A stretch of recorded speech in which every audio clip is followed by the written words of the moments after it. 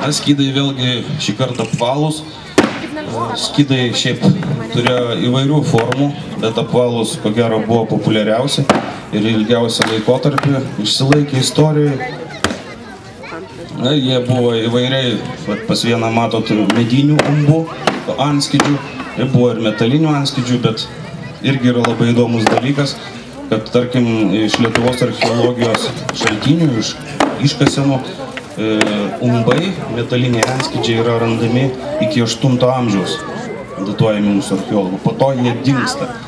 Tai čia irgi yra labai keista, tai arba pasikeitė skydas, arba jo nebedėjo į kapą, arba nebedėjo umbų. Čia dar viena yra paslaptis, kurią iš tikrųjų įminti gali tik tai gyvą istoriją užsiimantys žmonės, entuziastai.